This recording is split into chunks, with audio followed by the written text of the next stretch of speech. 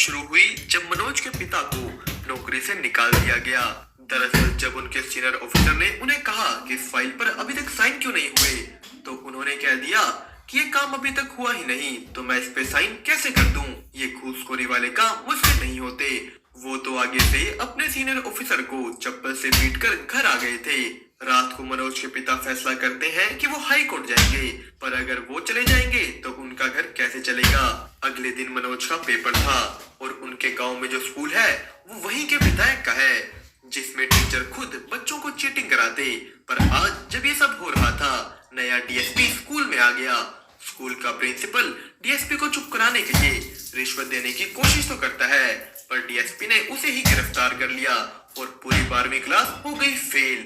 अब इस बात से मनोज के पिता को कोई फर्क नहीं पड़ता और वो चले गए अपना घर बार छोड़कर हाई कोर्ट। घर चलाने के लिए मनोज और उसका भाई जुगाड़ चलाने लगे।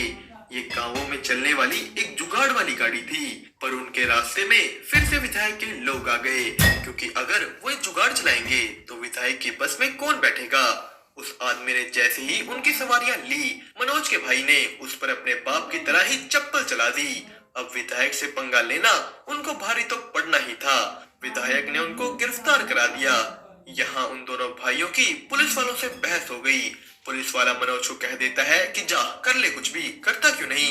मनोज सीधा भागकर नए आए डीएसपी दुष्यंत सिंह के पास गया। वो उनके घर के बाहर चिल्लाने लगा। दुष्यंत उठकर उसे कह देता है कि जाओ कल सुबह आना, पर मनोज की जिद देख और पूरी बात सुन वो उसके साथ चलने को राजी हो गए। वो मनोज के भाई को छुड़वाते हैं, यहाँ तक कि वो खुद उन्हें अपनी गाड़ी में बिठाकर घर छोड़कर आए। यहाँ रास्ते में जाते हुए मनोज उनको ही देखे जा रहा था। वो उनसे इतना प्रभावित हुआ कि उसने वही फैसला कर लिया कि वो भी उनकी तरह एक बड़ा ईमानदार अफसर बनेगा।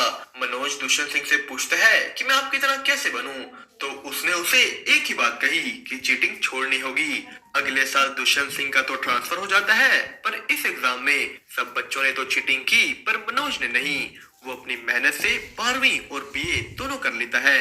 जिस दिन उसने अपनी बीए की, उस दिन उसकी दादी उसे अपनी जिंदगी की सारी बचाई हुई जमा पूंजी दे देती है कि ले बेटा बन जा बड़ा अफसर, और अब गांव